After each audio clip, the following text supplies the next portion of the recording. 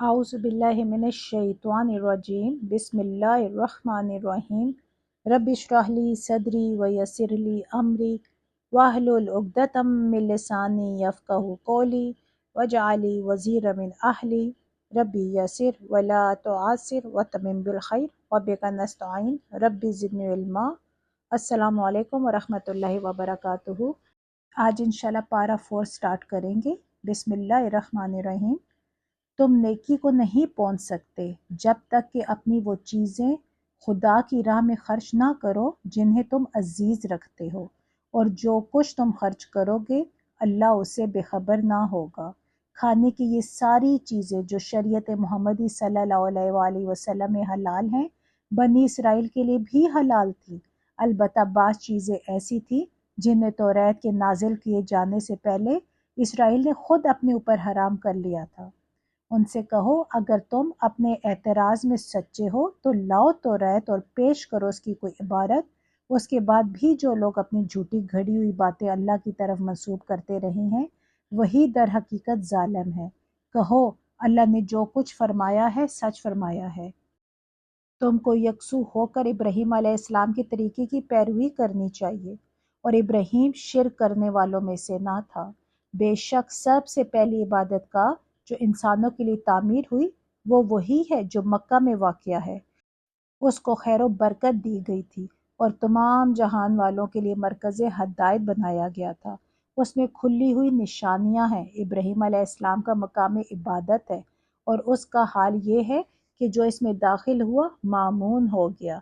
लोगों पर अल्लाह का ये हक है कि जो इस घर में पहुंचने की इस्तात रखता हो वो इसका हज करे, और जो कोई इस हुक्म की पैरवी से इनकार करे तो उसे मालूम हो जाना चाहिए कि अल्लाह तमाम दुनिया वालों से बेनियाज है। कहो, ए अहले किताब, तुम क्यों अल्लाह की बातें मानने से इनकार करते हो? जो हरकतें तुम कर रहे हो अल्लाह सब कुछ देख रहा है। कहो, ए अहले किताब, ये तुम्हारी क्या रविश है कि जो अल्लाह की बात मानता है उसे भी तुम अल्लाह के रास्ते से रोकते हो और चाहते हो कि वो टेढ़ी राह चले, हालांकि तुम खुद इसके राय रास्त होने पर गवाह हो। तुम्हारी हरकतों से अल्लाह गाफिल नहीं है। ए लोगो जो ईमान लाए हो, अगर तुमने इन अहले किताब में से एक गिरोह की बात मानी तो ये तुम्हें ईमान से फिर कुफर की तरफ फेर ले जाएंगे। तुम्हारे लिए कुफर की तरफ जाने का अब क्या मौका बाकी है, जबकि तुमको अल्लाह की आयत सुनाई जा रही हैं और तुम्हारे दरमियान उसका रसूल सल्लल्लाहु अलैहि वसल्लम मौजूद है। जो अल्लाह का दामन मजबूती के साथ थामेगा वो ज़रूर राह रास्त पा लेगा। ए लोगो जो ईमान लाए हो, अल्लाह से डरो जैसा कि उससे डरने का हक है। तुमको मौत ना आए मगर इस हाल में कि तुम मुस्लिम हो। सब मिलकर अल्लाह की रस्सी को मजबूत पकड़ लो और तफरके में ना पड़ो। अल्लाह के उस एहसान को याद करो जो उसने तुम पर किया है। तुम एक दूसरे के दुश्मन थे, उसने तुम्हारे दिल जोड़ दिए और उसके फजलो करम से तुम भाई भाई बन गए। तुम आग से भरे हुए गड्ढे के किनारे खड़े थे, अल्लाह ने तुमको इससे बचा लिया। इस तरह अल्लाह अपनी निशानियां तुम्हारे सामने रोशन करता है, शायद कि इन इलामतों से तुम्हें अपनी फलाह का सीधा रास्ता नजर आ जाए। तुम में कुछ लोग तो ऐसे ज़रूर ही रहने चाहिए जो नेकी की तरफ बुलाएं, भलाई का हुक्म दें और बुराइयों से रोकते रहें। जो लोग ये काम करेंगे वही फलाह पाएंगे। कहीं तुम इन लोगों की तरह ना हो जाना जो फ़िरक़ों में बँट गए और खुली खुली वाज़ेह हदायत पाने के बाद फिर इख्तलाफात में मुब्तला हुए। जिन्होंने ये रविश इख्तियार की वो इस रोज़ सख्त सज़ा पाएंगे, जबकि कुछ लोग सुरखरू होंगे और कुछ लोगों का मुंह काला होगा। जिनका मुंह काला होगा उनसे कहा जाएगा कि नेमत ईमान पाने के बाद भी तुमने काफराना रवैया इख्तियार किया। अच्छा, तो अब इस कुफरान नेमत के सिले में अजाब का मज़ा चखो। रहे वो लोग जिनके चेहरे रोशन होंगे तो उनको अल्लाह की दामत रहमत में जगह मिलेगी और हमेशा वो उसी हालत में रहेंगे। ये अल्लाह के इरशादात हैं जो हम तुम्हें ठीक ठीक सुना रहे हैं, क्योंकि अल्लाह दुनिया वालों पर जुल्म करने का कोई इरादा नहीं रखता। ज़मीन और आसमान की सारी चीज़ों का मालिक अल्लाह है और सारे मामलात अल्लाह ही के हजूर पेश होते हैं। अब दुनिया में वो बेहतरीन ग्रोह तुम हो जिसे इंसानों की हदायत और इस्लाह के लिए मैदान में लाया गया है। तुम नेकी का हुक्म देते हो, बदी से रोकते हो और अल्लाह पर ईमान रखते हो। ये अहले किताब ईमान लाते तो उन्हीं के हक में बेहतर था, अगरचे इनमें कुछ लोग ایماندار بھی پائے جاتے ہیں، مگر ان کے بیشتر افراد نافرمان ہیں۔ یہ تمہارا کچھ نہیں بگاڑ سکتے، زیادہ سے زیادہ بس کو ستا سکتے ہیں۔ اگر یہ تم سے لڑیں گے تو مقابلے میں پیٹھ دکھائیں گے، پھر ایسے بے بس ہوں گے کہ کہیں سے ان کو مدد نہ ملے گی۔ یہ جہاں بھی پائے گئے ان پر ذلت کی مار ہی پڑی۔ کہیں اللہ کے ذمہ یا انسانوں کے ذمہ میں پناہ مل گئی تو یہ اور بات ہے۔ یہ اللہ کے غضب میں گھر چکے ہیں، ان پر محتاجی و مغلوبی مسلط کر دی گئی ہے، اور یہ سب کو صرف اس وجہ سے ہوا ہے کہ یہ اللہ کی آیات سے کفر کرتے رہے اور انہوں نے پیغمبروں کو ناحق قتل کیا۔ یہ ان کی نافرمانی اور زیادتیوں کا انجام ہے۔ مگر سارے اہل کتاب یکساں نہیں ہیں، ان میں کچھ لوگ ایسے بھی ہیں جو راہ راست پر قائم ہیں، راتوں کو اللہ کی آیات پڑھتے ہیں اور اس کے آگے سجدہ ریز ہوتے ہیں، اللہ اور روز آخرت پر ایمان رکھتے ہیں، نیکی کا حکم دیتے ہیں، برائیوں سے روکتے ہیں اور بھلائی کے کام میں سرگرم رہتے ہیں۔ یہ صالح لوگ ہیں، اور جو نیکی میں بھی یہ کریں گے اس کی ناقدری نہ کی جائے گی۔ اللہ پرہیزگار لوگوں کو خوب جانتا ہے۔ رہے وہ لوگ جنہوں نے کفر کا رویہ اختیار کیا تو اللہ کے مقابلے میں ان کو نہ ان کا مال کچھ کام دے گا اور نہ اولاد، وہ تو آگ میں جانے والے لوگ ہیں اور آگ ہی میں ہمیشہ رہیں گے۔ جو کچھ وہ اپنی اس دنیا کی زندگی میں خرچ کر رہے ہیں اس کی مثال اس ہوا کی سی ہے جس میں پالا ہو اور وہ ان لوگوں کی کھیتی پر چلے جنہوں نے اپنے اوپر آپ ظلم کیا ہے اور اسے برباد کر کے رکھ دے۔ اللہ نے ان پر ظلم نہیں کیا، در حقیقت یہ خود اپنے اوپر ظلم کر رہے ہیں۔ اے لوگوں جو ایمان لائے ہو، اپنی جماعت کے لوگوں کے سوا دوسروں کو اپنا رازدار نہ بناؤ، وہ تمہاری خرابی کے کسی موقع سے فائدہ اٹھانے میں نہیں چوکتے۔ تمہیں جس چیز سے نقصان پہنچے وہی ان کو محبوب ہے، ان کے دل کا بغض ان کے منہ سے نکلا پڑتا ہے، اور جو کچھ وہ اپنے سینوں میں چھپائے ہوئے ہیں وہ اس سے شدید تر ہے۔ ہم نے تمہیں صاف صاف ہدایات دے دی ہیں، اگر تم عقل رکھتے ہو تو ان سے تعلق رکھنے میں احتیاط برتو۔ تم ان سے محبت رکھتے ہو مگر وہ تم سے محبت نہیں رکھتے، حالانکہ تم تمام کتب آسمانی کو مانتے ہو۔ جب وہ تم سے ملتے ہیں تو کہتے ہیں کہ ہم نے بھی تمہارے رسول اور تمہاری کتاب کو مان لیا ہے، مگر جب جدا ہوتے ہیں تو تمہارے خلاف ان کے غیظ و غضب کا یہ حال ہوتا ہے کہ اپنی انگلیاں چبانے لگتے ہیں۔ ان سے کہہ دو کہ اپنے غصے میں آپ جل مرو، اللہ دلوں کے چھپے ہوئے راز تک جانتا ہے۔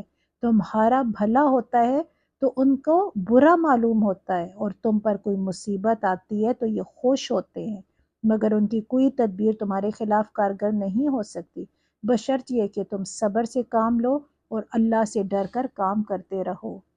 جو کچھ یہ کر رہے ہیں اللہ اس پر حاوی ہے۔ اے پیغمبر، مسلمانوں کے سامنے اس موقع کا ذکر کرو جب تم صبح سویرے اپنے گھر سے نکلے تھے اور احد کے میدان میں مسلمانوں کو جنگ کے لیے جا بجا مامور کر رہے تھے۔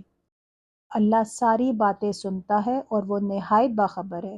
یاد کرو جب تم میں سے دو گروہ بزدلی دکھانے پر آمادہ ہو گئے تھے، حالانکہ اللہ ان کی مدد پر موجود تھا، اور مومنوں کو اللہ ہی پر بھروسہ رکھنا چاہیے۔ آخر اس سے پہلے جنگ بدر میں اللہ تمہاری مدد کر چکا تھا، حالانکہ اس وقت تم بہت کمزور تھے، لہٰذا تم کو چاہیے کہ اللہ کی ناشکری سے بچو۔ امید ہے کہ اب تم شکر گزار بنو گے۔ یاد کرو جب تم مومنوں سے کہہ رہے تھے کیا تمہارے لیے یہ بات کافی نہیں کہ اللہ 3000 فرشتے اتار کر تمہاری مدد کرے؟ بے شک اگر تم صبر کرو اور خدا سے ڈرتے ہوئے کام کرو تو جس آن دشمن تمہارے اوپر چڑھ کر آئیں گے اسی آن تمہارا رب 3000 نہیں 5000 صاحب نشان فرشتوں سے تمہاری مدد کرے گا۔ یہ بات اللہ نے تمہیں اسی لیے بتا دی ہے کہ تم خوش ہو جاؤ اور تمہارے دل مطمئن ہو جائے۔ فتح و نصرت جو کچھ بھی ہے اللہ کی طرف سے ہے، جو بڑی قوت والا اور دانا و بینا ہے، اور یہ مدد وہ تمہیں اسی لیے دے گا تاکہ کفر کی راہ میں چلنے والوں کا ایک بازو کاٹ دے یا ان کو ایسی ذلیل شکست دے کہ وہ نامرادی کے ساتھ پسپا ہو جائیں۔ اے پیغمبر صلی اللہ علیہ وآلہ وسلم، فیصلے کے اختیارات میں تمہارا کوئی حصہ نہیں، اللہ کو اختیار ہے، چاہے انہیں معاف کرے چاہے سزا دے، کیونکہ وہ ظالم ہے۔ زمین اور آسمانوں میں جو کچھ ہے اس کا مالک اللہ ہے، جس کو چاہے بخش دے اور جس کو چاہے عذاب دے، وہ معاف کرنے والا اور رحیم ہے۔ اے لوگوں جو ایمان لائے ہو، یہ بڑھتا اور چڑھتا سود کھانا چھوڑ دو اور اللہ سے ڈرو، امید ہے کہ فلاح پاؤ گے۔ اس آگ سے بچو جو کافروں کے لیے مہیا کی گئی ہے، اور اللہ اور رسول کا حکم مان لو، توقع ہے کہ تم پر رحم کیا جائے گا۔ دوڑ کر چلو اس راہ پر جو تمہارے رب کی بخشش اور اس جنت کی طرف جاتی ہے جس کی وسعت زمین اور آسمانوں جیسی ہے، اور وہ ان خدا ترس لوگوں کے لیے مہیا کی گئی ہے جو ہر حال میں اپنا مال خرچ کرتے ہیں، خواہ بدحال ہو یا خوشحال، جو غصے کو پیتے ہیں اور دوسروں کے قصور معاف کر دیتے ہیں۔ ایسے نیک لوگ اللہ کو بہت پسند ہیں، اور جن کا حال یہ ہے کہ اگر کبھی کوئی فحش کام ان سے سرزد ہو جاتا ہے یا کسی گناہ کا ارتکاب کر کے وہ اپنے اوپر ظلم کر بیٹھتے ہیں تو مہان اللہ انہیں یاد آ جاتا ہے، اور وہ اس سے وہ اپنے قصوروں کی معافی چاہتے ہیں، کیونکہ اللہ کے سوا اور کون ہے جو گناہ معاف کر سکتا ہے، اور وہ دیدہ و دانستہ اپنے کیے پر اصرار نہیں کرتے۔ ایسے لوگوں کی جزا ان کے رب کے پاس یہ ہے کہ وہ ان کو معاف کر دے گا، اور ایسے باغوں میں انہیں داخل کرے گا جن کے نیچے نہریں بہتی ہوں گی، اور وہ ہمیشہ رہیں گے ادھر۔ کیا اچھا بدلہ ہے نیک عمل کرنے والوں کے لیے۔ تم سے پہلے بہت سے دور گزر چکے ہیں، زمین میں چل پھر کر دیکھ لو کہ ان لوگوں کا کیا انجام ہوا جنہوں نے اللہ کے احکام و ہدایات کو جھٹلایا۔ یہ لوگوں کے لیے ایک صاف اور صریح تنبیہ ہے، اور جو اللہ سے ڈرتے ہوں ان کے لیے ہدایت اور نصیحت۔ دل شکستہ نہ ہو، غم نہ کرو، تم ہی غالب رہو گے اگر تم مومن ہو۔ اس وقت اگر تمہیں چوٹ لگی ہے تو اس سے پہلے ایسی ہی چوٹ تمہارے مخالف فریق کو بھی لگ چکی ہے۔ یہ تو زمانے کے نشیب و فراز ہیں جنہیں ہم لوگوں کے درمیان گردش دیتے رہتے ہیں۔ تم پر یہ وقت اسی لیے لایا گیا تھا کہ اللہ دیکھنا چاہتا تھا کہ تم میں سچے مومن کون ہیں، اور ان لوگوں کو چھانٹ لینا چاہتا تھا جو واقعی راستے کے گواہ ہوں، کیونکہ ظالم لوگ اللہ کو پسند نہیں ہیں، اور وہ اس آزمائش کے ذریعے سے مومنوں کو الگ چھان کر کافروں کی سرکوبی کر دینا چاہتا تھا۔ کیا تم نے یہ سمجھ رکھا ہے کہ یوں ہی جنت میں چلے جاؤ گے؟ حالانکہ ابھی اللہ نے یہ تو دیکھا ہی نہیں کہ تم میں کون وہ لوگ ہیں جو اس کی راہ میں جانیں لڑانے والے اور اس کی خاطر صبر کرنے والے ہیں۔ تم تو موت کی تمنائیں کر رہے تھے، مگر یہ اس وقت کی بات تھی جب موت سامنے نہ آئی تھی۔ لو اب وہ تمہارے سامنے آ گئی اور تم نے اسے آنکھوں دیکھ لیا۔ محمد صلی اللہ علیہ وآلہ وسلم اس کے سوا کچھ نہیں کہ بس ایک رسول ہیں، ان سے پہلے اور رسول بھی گزر چکے ہیں۔ پھر کیا اگر وہ مر جائیں یا قتل کر دیے جائیں تو تم لوگ الٹے پاؤں پھر جاؤ گے؟ یاد رکھو جو الٹا پھرے گا وہ اللہ کا کچھ نقصان نہ کرے گا، البتہ جو اللہ کے شکر گزار بندے بن کر رہیں گے انہیں وہ اس کی جزا دے گا۔ کوئی ذی روح اللہ کے اذن کے بغیر نہیں مر سکتا، موت کا وقت تو لکھا ہوا ہے۔ جو شخص ثواب دنیا کے ارادے سے کام کرے گا اس کو ہم دنیا ہی میں سے دے دیں گے، اور جو ثواب آخرت کے ارادے سے کام کرے گا وہ آخرت کا ثواب پائے گا، اور شکر کرنے والوں کو ہم ان کی جزا ضرور عطا کریں گے۔ اس سے پہلے کتنے ہی نبی ایسے گزر چکے ہیں جن کے ساتھ مل کر بہت سے خدا پرستوں نے جنگ کی۔ اللہ کی راہ میں جو مصیبتیں ان پر پڑی ان سے وہ دل شکستہ نہیں ہوئے، انہوں نے کمزوری نہیں دکھائی، وہ باطل کے آگے سرنگون نہیں ہوئے۔ ایسے ہی صابروں کو اللہ پسند کرتا ہے۔ ان کی دعا بس یہ تھی کہ اے ہمارے رب، ہماری غلطیوں اور کوتاہیوں سے درگزر فرما، ہمارے کام میں تیرے حدود سے جو کچھ تجاوز ہو گیا ہو اسے معاف کر دے، ہمارے قدم جما دے اور کافروں کے مقابلے میں ہماری مدد کر۔ آخر کار اللہ نے ان کو دنیا کا ثواب بھی دیا اور اسے بہتر ثواب آخرت بھی عطا کیا۔ اللہ کو ایسے ہی نیک عمل لوگ پسند ہیں۔ اے لوگو جو ایمان لائے ہو، اگر تم ان لوگوں کے اشاروں پر چلو گے جنہوں نے کفر کی راہ اختیار کی ہے تو وہ تم کو الٹا پھیر لے جائیں گے اور تم نامراد ہو جاؤ گے۔ ان کی باتیں غلط ہیں، حقیقت یہ ہے کہ اللہ تمہارا حامی و مددگار ہے اور وہ بہترین مدد کرنے والا ہے۔ ان قریب وہ وقت آنے والا ہے جب ہم منکرین حق کے دلوں میں رعب بٹھا دیں گے، اسی لیے کہ انہوں نے اللہ کے ساتھ ان کو خدائی میں شریک ٹھہرایا ہے، جن کے شریک ہونے پر اللہ نے کوئی سند نازل نہیں کی۔ ان کا آخری ٹھکانہ جہنم ہے، اور بہت ہی بری ہے وہ قیامگاہ جو ان ظالموں کو نصیب ہوگی۔ اللہ نے تائید و نصرت کا جو وعدہ تم سے کیا تھا وہ تو اس نے پورا کر دیا۔ ابتداء میں اس کے حکم سے تم ہی ان کو قتل کر رہے تھے، مگر جب تم نے کمزوری دکھائی اور اپنے کام میں باہم اختلاف کیا، اور جو ہی کہ وہ چیز اللہ نے تمہیں دکھائی جس کی محبت میں تم گرفتار تھے، یعنی مال غنیمت، تم اپنے سردار کے حکم کی خلاف ورزی کر بیٹھے، اس لیے کہ تم میں سے کچھ لوگ دنیا کے طالب تھے اور کچھ آخرت کی خواہش رکھتے تھے۔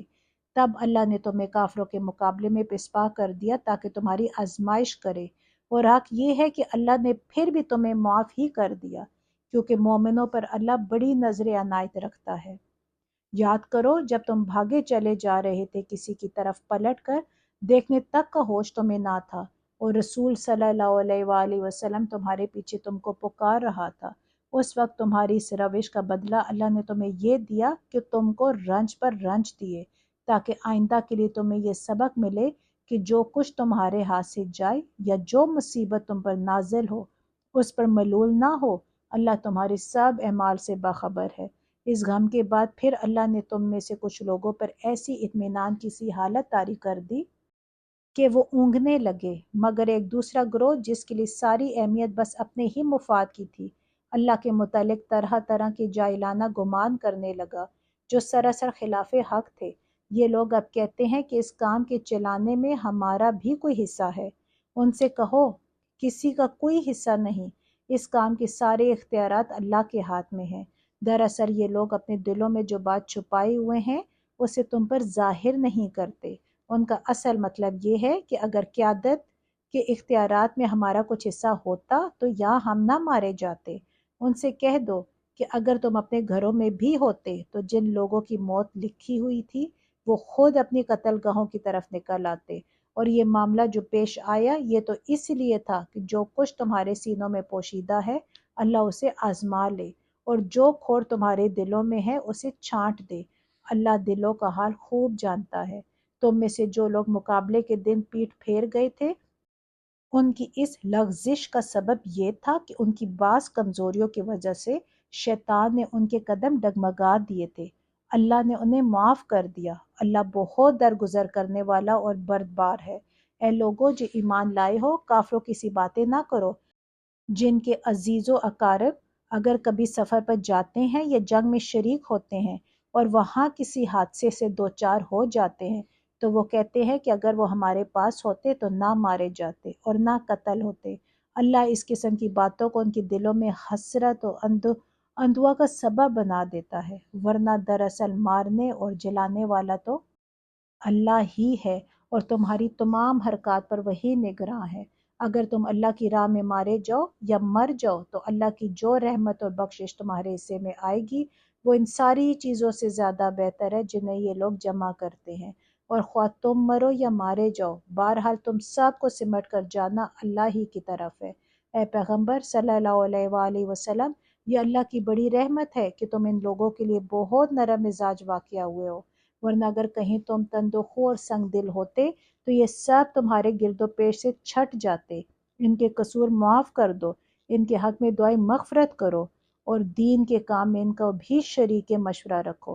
پھر جب تمہارا عزم کسی رائے پر مستحکم ہو جائے تو اللہ پر بھروسہ کرو۔ اللہ کو وہ لوگ پسند ہیں جو اسی کے بھروسے پر کام کرتے ہیں۔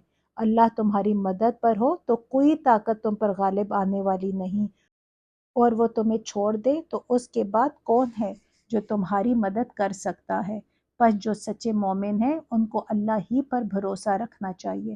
کسی نبی کا یہ کام نہیں ہو سکتا کہ وہ خیانت کر جائے، اور جو کوئی خیانت کرے تو وہ اپنی خیانت سمیت قیامت کے روز حاضر ہو جائے گا۔ پھر ہر متنفس کو اس کی کمائی کا پورا پورا بدلہ مل جائے گا، اور کسی پر کچھ ظلم نہ ہوگا۔ بھلا یہ کیسے ہو سکتا ہے کہ جو شخص ہمیشہ اللہ کی رضا پر چلنے والا ہو وہ اس شخص کے سے کام کرے جو اللہ کے غضب میں گھر گیا ہو اور جس کا آخری ٹھکانہ جہنم ہو جو بدترین ٹھکانہ ہے۔ اللہ کے نزدیک دونوں قسم کے آدمیوں میں بدرجہ فرق ہے، اور اللہ سب کے اعمال پر نظر رکھتا ہے۔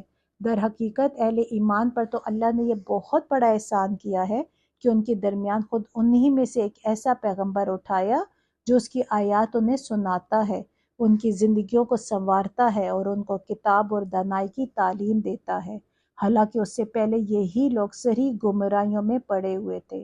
اور یہ تمہارا کیا حال ہے کہ جب تم پر مصیبت آ پڑی تو تم کہنے لگے یہ کہاں سے آئی، حالانکہ جنگ بدر میں اس سے دگنی مصیبت تمہارے ہاتھوں فریق مخالف پر پڑ چکی ہے۔ اے نبی صلی اللہ علیہ وآلہ وسلم، ان سے کہو یہ مصیبت تمہاری اپنی لائی ہوئی ہے، اللہ ہر چیز پر قادر ہے۔ جو نقصان لڑائی کے دن تمہیں پہنچا وہ اللہ کے اذن سے تھا، اور اسی لیے تھا کہ اللہ دیکھ لے تم میں سے مومن کون ہے اور منافق کون۔ وہ منافق کہ جب ان سے کہا گیا آؤ اللہ کی راہ میں جنگ کرو یا کم از کم اپنے شہر کی مدافعت ہی کرو، تو کہنے لگے اگر ہمیں علم ہوتا کیا جنگ ہوگی تو ہم ضرور تمہارے ساتھ چلتے۔ یہ بات جب وہ کہہ رہے تھے اس وقت وہ ایمان کی بنسبت کفر سے زیادہ قریب تھے۔ وہ اپنی زبانوں سے وہ باتیں کہتے ہیں جو ان کے دلوں میں نہیں ہوتی، اور جو کچھ وہ دلوں میں چھپاتے ہیں اللہ اسے خوب جانتا ہے۔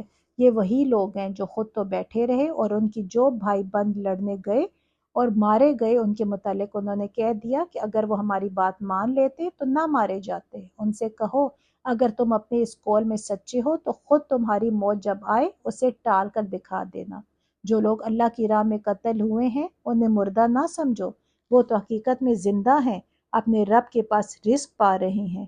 جو کچھ اللہ نے اپنے فضل سے انہیں دیا ہے اس پر خوش و خرم ہے اور مطمئن ہے کہ جو اہل ایمان ان کے پیچھے دنیا میں رہ گئے ہیں اور اب بھی وہاں نہیں پہنچے ہیں ان کے لیے بھی کسی خوف و رنج کا موقع نہیں ہے۔ وہ اللہ کے انعام اور اس کے فضل پر شاداء و فرحاں ہے، اور ان کو معلوم ہو چکا ہے کہ اللہ مومنوں کے اجر کو ضائع نہیں کرتا۔ جن لوگوں نے زخم کھانے کے بعد بھی اللہ اور رسول کی پکار پر لبیک کہا ان میں جو اشخاص نیکوکار اور پرہیزگار ہیں ان کے لیے بڑا اجر ہے۔ اور وہ جن سے لوگوں نے کہا کہ تمہارے خلاف بڑی فوجیں جمع ہوئی ہیں ان سے ڈرو، تو یہ سن کر ان کا ایمان اور بڑھ گیا اور انہوں نے جواب دیا کہ ہمارے لیے اللہ کافی ہے اور وہی بہترین کارساز ہے۔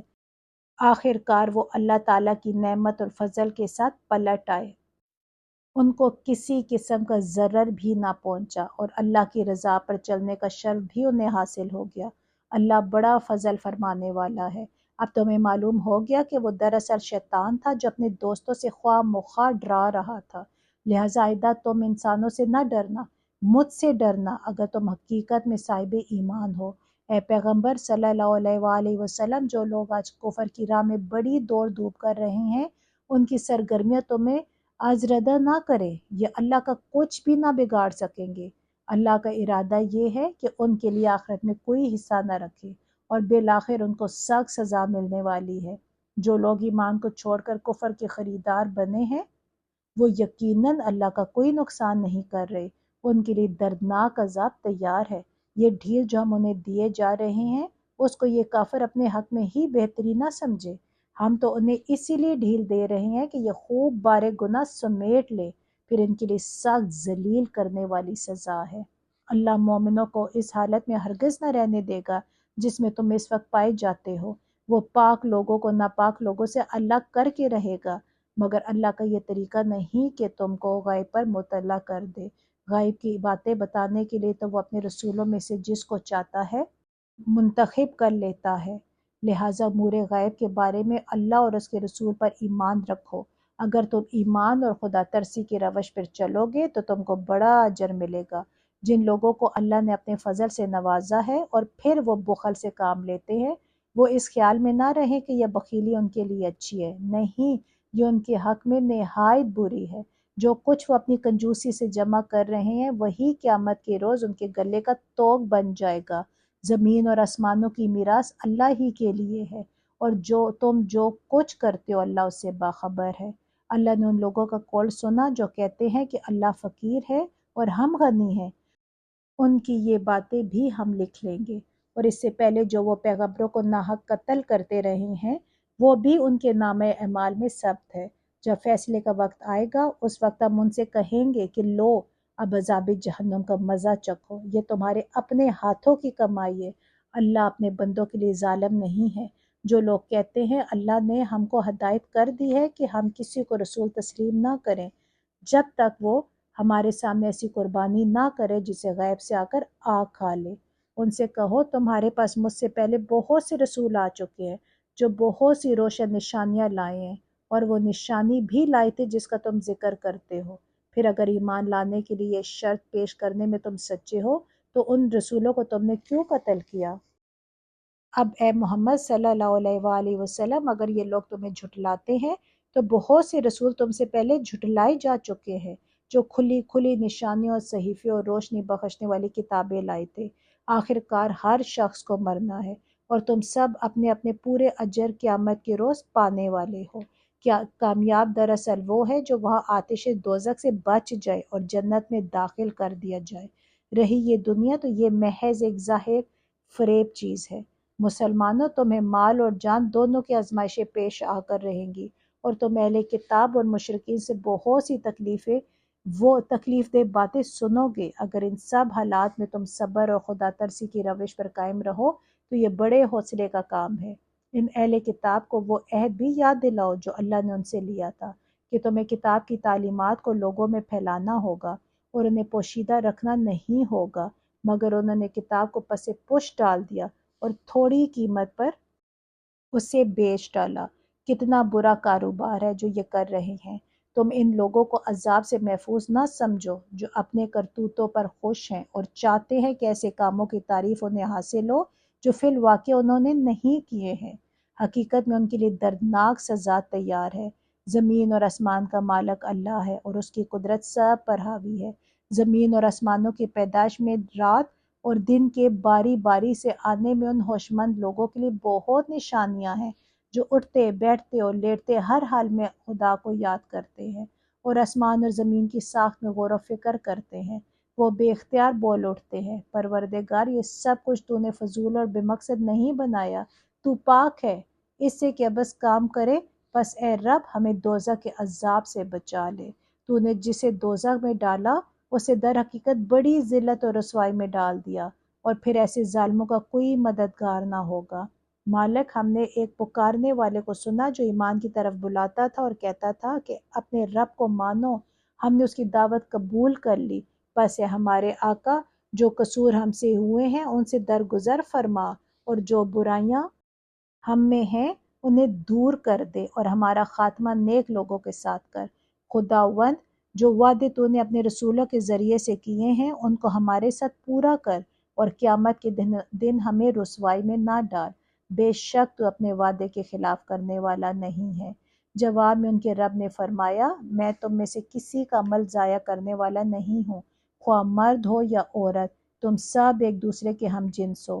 لہٰذا جن لوگوں نے میری خاطر اپنے وطن چھوڑے اور جو میری راہ میں اپنے گھروں سے نکالے گئے اور ستائے گئے اور میرے لیے لڑے اور مارے گئے، ان کے سب قصور میں معاف کر دوں گا اور انہیں ایسے باغوں میں داخل کروں گا جن کے نیچے نہریں بہتی ہوں گی۔ یہ ان کی جزا ہے اللہ کے ہاں، اور بہترین جزا اللہ ہی کے پاس ہے۔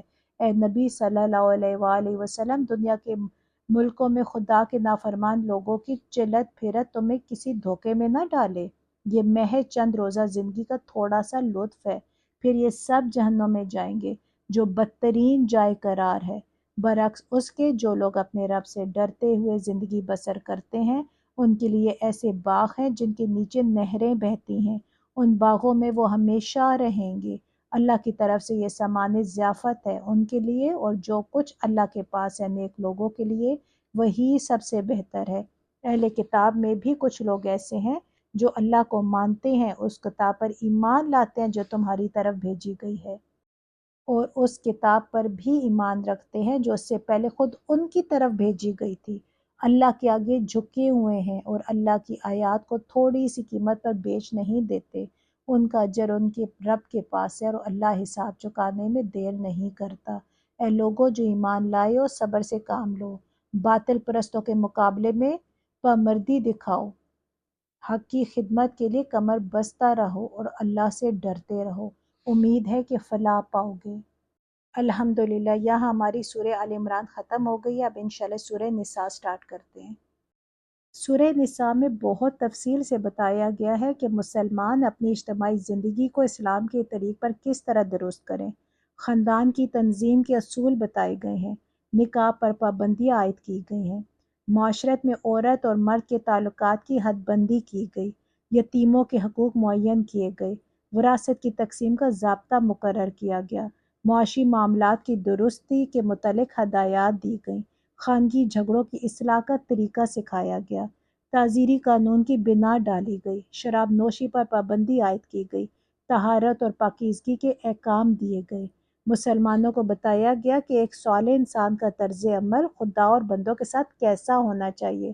مسلمانوں کے اندر جماعتی نظم و ضبط یعنی ڈسپلن قائم کرنے کے متعلق ہدایات دی گئی۔ اہل کتاب کے اخلاقی و مذہبی رویے پر تبصرہ کر کے مسلمانوں کو متنبہ کیا گیا کہ اپنی ان پیش رو امتوں کے نقش قدم پر چلنے سے پرہیز کرے۔ منافقین کے طرز عمل پر تنقید کر کے سچی ایمانداری کے مقتضیات واضح کیے گئے اور ایمان و نفاق کے امتیازی اوصاف کو بالکل نمایاں کر کے رکھ دیا گیا۔ سورہ نساء میں بہت سے اللہ تعالیٰ نے ایسے احکامات دیے جو ایک اسلامی سوسائٹی کے لیے بہت ضروری تھے۔ اب شروع کرتے ہیں۔ بسم اللہ الرحمن الرحیم۔ لوگوں اپنے رب سے ڈرو جس نے تم کو ایک جان سے پیدا کیا اور اسی جان سے اس کا جوڑا بنایا اور ان دونوں سے بہت مرد اور عورت دنیا میں پھیلا دیے۔ اس خدا سے ڈرو جس کا واسطہ دے کر تم ایک دوسرے سے اپنا حق مانگتے ہو اور رشتہ و قرابت کے تعلقات کو بگاڑنے سے پرہیز کرو۔ یقین جانو کہ اللہ تم پر نگرانی کر رہا ہے۔ یتیموں کے مال ان کو واپس دو، اچھے مال کو برے مال سے نہ بدل لو اور ان کے مال اپنے مال کے ساتھ ملا کر نہ کھا جاؤ، یہ بہت بڑا گناہ ہے۔ اور اگر تم یتیموں کے ساتھ بے انصافی کرنے سے ڈرتے ہو تو جو عورتیں تم کو پسند آئیں ان میں سے 2 3 4 سے نکاح کر لو، لیکن اگر تمہیں اندیشہ ہو کہ ان کے ساتھ عدل نہ کر سکو گے تو پھر ایک ہی بیوی کرو، یا ان عورتوں کو زوجیت میں لاؤ جو تمہارے قبضے میں آئی ہیں۔ بے انصافی سے بچنے کے لیے یہ زیادہ قرین ثواب ہے۔ اور عورتوں کے مہر خوش دلی کے ساتھ فرض جانتے ہوئے ادا کرو، البتہ اگر وہ خود اپنی خوشی سے مہر کا کوئی حصہ تمہیں معاف کر دے تو اسے تم مزے سے کھا سکتے ہو۔ اور اپنے وہ مال جنہیں اللہ نے تمہارے لیے قیام زندگی کا ذریعہ بنایا ہے نادان لوگوں کے حوالے نہ کرو، البتہ انہیں کھانے اور پہننے کے لیے دو اور انہیں نیک ہدایت دو۔ اور یتیموں کی آزمائش کرتے رہو یہاں تک کہ وہ نکاح کے قابل عمر پہنچ جائے۔ پھر اگر تم ان کے اندر اہلیت پاؤ تو ان کے مال ان کے حوالے کر دو۔ ایسا کبھی نہ کرنا کہ حد انصاف سے تجاوز کر کے اس خوف سے ان کا مال جلدی جلدی کھا جاؤ کہ وہ بڑے ہو کر اپنے حق کا مطالبہ کریں گے۔ یتیم کا جو سرپرست مالدار ہو وہ پرہیزگاری سے کام لے اور جو غریب ہو وہ معروف طریقے سے کھائے۔ پھر جب ان کے مال ان کے حوالے کرنے لگو تو لوگوں کو اس پر گواہ بنا لو اور حساب لینے کے لیے اللہ کافی ہے۔ مردوں کے لیے اس مال میں حصہ ہے جو ماں باپ اور رشتہ داروں نے چھوڑا ہو، اور عورتوں کے لیے بھی اس مال میں حصہ ہے جو ماں باپ اور رشتہ داروں نے چھوڑا ہو، خواہ تھوڑا ہو یا بہت، اور یہ حصہ اللہ کی طرف سے مقرر ہے۔ اور جب تقسیم کے موقع پر کنبے کے لوگ اور یتیم اور مسکین آئیں تو اس مال میں سے ان کو بھی کچھ دو اور ان کے ساتھ بھلے مانسوں کی سی بات کرو۔ لوگوں کو اس بات کا خیال کر کے ڈرنا چاہیے کہ اگر وہ خود اپنے پیچھے بے بس اولاد چھوڑتے تو مرتے وقت انہیں اپنے بچوں کے حق میں کیسے کچھ اندیشے لاحق ہوتے۔ بس چاہیے کہ وہ خدا کا خوف کرے اور راستے کی بات کرے۔ جو لوگ ظلم کے ساتھ یتیموں کے مال کھاتے ہیں در حقیقت وہ اپنے پیٹ آگ سے بھرتے ہیں اور وہ ضرور جہنم کی بھڑکتی ہوئی آگ میں جھونکے جائیں گے۔ تمہاری اولاد کے بارے میں اللہ تمہیں ہدایت کرتا ہے کہ مرد کا حصہ 2 عورتوں کے برابر ہے۔ اگر میت کی وارث 2 سے زائد لڑکیاں ہوں تو انہیں ترکے کا 2/3 دیا جائے، اور اگر ایک ہی لڑکی وارث ہو تو آدھا ترکہ اس کا ہوگا۔ اگر میت صاحب اولاد ہو تو اس کے والدین میں سے ہر ایک کو ترکے کا 6واں حصہ ملنا چاہیے، اور اگر وہ صاحب اولاد نہ ہو اور والدین ہی اس کے وارث ہوں تو ماں کا 3واں حصہ دیا جائے، اور اگر میت کے بھائی بہن بھی ہوں تو ماں 6 حصے کی حقدار ہوگی۔ یہ سب حصے اس وقت نکالے جائیں گے جب کہ وصیت جو میت نے کی ہو پوری کر دی جائے اور قرض جو اس پر ہو ادا کر دیا جائے۔ تم نہیں جانتے کہ تمہارے ماں باپ اور تمہاری اولاد میں سے کون بلحاظ نفع تم سے قریب تر ہے۔ یہ حصے اللہ نے مقرر کر دیے ہیں، اور اللہ یقیناً سب حقیقتوں سے واقف اور ساری مصلحتوں کو جاننے والا ہے۔ اور تمہاری بیویوں نے جو کچھ چھوڑا ہو اس کا آدھا حصہ تمہیں ملے گا اگر وہ بے اولاد ہو، ورنہ اولاد ہونے کی صورت میں ترکے کا 1/4 حصہ تمہارا ہے، جبکہ وصیت جو انہوں نے کی ہو پوری کر دی جائے، اور قرض جو انہوں نے چھوڑا ہو ادا کر دیا جائے، اور وہ تمہارے ترکے میں سے 1/4 کی حقدار ہوں گی اگر تم بے اولاد ہو، ورنہ صاحب اولاد ہونے کی صورت میں ان کا حصہ 8واں ہوگا، بعد اس کے کہ جو وصیت تم نے کی ہو وہ پوری کر دی جائے، اور جو قرض تم نے چھوڑا ہو وہ ادا کر دیا جائے، اور اگر وہ مرد یا عورت جس کی میراث تقسیم طلب ہے بے اولاد بھی ہو اور اس کے ماں باپ بھی زندہ نہ ہو، مگر اس کا ایک بھائی یا ایک بہن موجود ہو، تو بھائی اور بہن ہر ایک کو 1/6 حصہ ملے گا، اور بھائی بہن ایک سے زیادہ ہو تو کل ترکے کے 1/3 میں وہ سب شریک ہوں گے، جبکہ وصیت جو کی گئی ہو پوری کر دی جائے، اور قرض جو میت نے چھوڑا ہو ادا کر دیا جائے، بشرط یہ کہ وہ ضرر رساں نہ ہو۔ یہ حکم ہے اللہ کی طرف سے، اور اللہ دانا و بینا اور نرم خو ہے۔ یہ اللہ کی مقرر کی ہوئی حدیں ہیں، جو اللہ اور اس کے رسول کی اطاعت کرے گا اس سے اللہ ایسے باغوں میں داخل کرے گا جن کے نیچے نہریں بہتی ہوں گی، اور ان باغوں میں وہ ہمیشہ رہیں گے، اور یہی بڑی کامیابی ہے۔ اور جو اللہ اور اس کے رسول کی نافرمانی کرے گا اور اس کی مقرر کی ہوئی حدوں سے تجاوز کر جائے گا، اس سے اللہ آگ میں ڈالے گا جس میں وہ ہمیشہ رہے گا، اور اس کے لیے رسوا کن سزا ہے۔ تمہاری عورتوں میں سے جو بدکاری کی مرتکب ہو ان پر اپنے میں سے 4 آدمیوں کی گواہی لو، اور اگر 4 آدمی گواہی دے دے تو ان کو گھروں میں بند رکھو یہاں تک کہ انہیں موت آ جائے، یا اللہ ان کے لیے کوئی راستہ نکال دے، اور تم میں سے جو اس فعل کا ارتکاب کرے ان دونوں کو تکلیف دو، پھر اگر وہ توبہ کرے اور اپنی اصلاح کر لے تو انہیں چھوڑ دو کہ اللہ بہت توبہ قبول کرنے والا اور رحم فرمانے والا ہے۔ ہاں یہ جان لو کہ اللہ پر توبہ کی قبولیت کا حق انہی لوگوں کے لیے ہے جو نادانی کی وجہ سے کوئی برا فعل کر گزرتے ہیں اور اس کے بعد جلد ہی توبہ کر لیتے ہیں۔ ایسے لوگوں پر اللہ اپنی نظر عنایت سے پھر متوجہ ہو جاتا ہے، اور اللہ ساری باتوں کی خبر رکھنے والا اور حکیم و دانا ہے۔ مگر توبہ ان لوگوں کے لیے نہیں ہے جو برے کام کیے چلے جاتے ہیں، یہاں تک کہ جب ان میں سے کسی کی موت کا وقت آ جاتا ہے اس وقت وہ کہتا ہے کہ اب میں نے توبہ کی، اور اسی طرح توبہ ان کے لیے بھی نہیں ہے جو مرتے دم تک کافر رہیں۔ ایسے لوگوں کے لیے تو ہم نے دردناک سزا تیار کر رکھی ہے۔ اے لوگوں جو ایمان لائے ہو، تمہارے لیے یہ حلال نہیں ہے کہ زبردستی عورتوں کے وارث بن بیٹھو، اور نہ یہ حلال ہے کہ انہیں تنگ کر کے اس مہر کا کچھ حصہ اڑا لینے کی کوشش کرو جو تم انہیں دے چکے ہو۔ ہاں اگر وہ کسی صریح بدچلنی کی مرتکب ہوں تو ضرور تمہیں تنگ کرنے کا حق ہے، ان کے ساتھ بھلے طریقے سے زندگی بسر کرو۔ اگر وہ تمہیں ناپسند ہو سکتا ہے کہ ایک چیز تمہیں پسند نہ ہو، مگر اللہ نے اسی میں بہت کچھ بھلائی رکھ دی ہو، اور اگر تم ایک بیوی کی جگہ دوسری بیوی لے آنے کا ارادہ ہی کر لو تو خواہ تم نے اسے ڈھیر سارا مال ہی کیوں نہ دیا ہو اس میں سے کچھ واپس نہ لینا۔ کیا تم مجھ سے بہتان لگا کر اور صحیح ظلم کر کے واپس لوگے؟ اور آخر تم اسے کس طرح لے لوگے جب کہ تم ایک دوسرے سے لطف اندوز ہو چکے ہو اور وہ تم سے پختہ عہد لے چکی ہے؟ اور جن عورتوں سے تمہارے باپ نکاح کر چکے ہوں ان سے ہرگز نکاح نہ کرو، مگر جو پہلے ہو چکا سو ہو چکا۔ در حقیقت یہ ایک بے حیائی کا فعل ہے، ناپسندیدہ ہے اور برا چلن ہے۔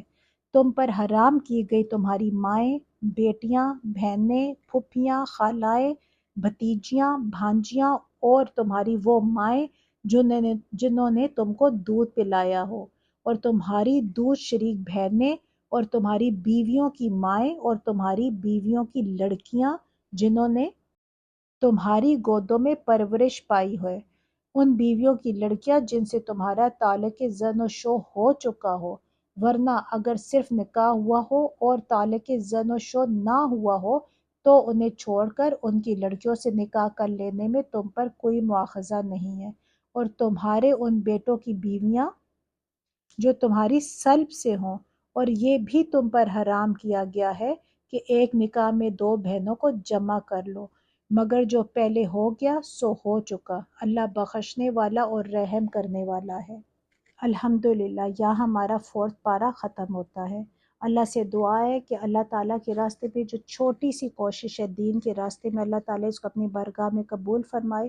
میرے لیے، آپ سب کے لیے، اسپیشل ہمارے والدین کے لیے اس کو صدقہ جاریہ بنائے۔ اور اللہ سے دعا ہے کہ میرے بولنے میں یا سمجھانے میں کوئی غلطی ہو گئی ہو، کوئی میں نے غلطی سے انجانے میں کچھ غلط بول دیا ہو، تو اللہ تعالیٰ معاف فرمائے اور ان سب کے علموں میں اضافہ فرمائے۔ السلام علیکم ورحمۃ اللہ وبرکاتہ۔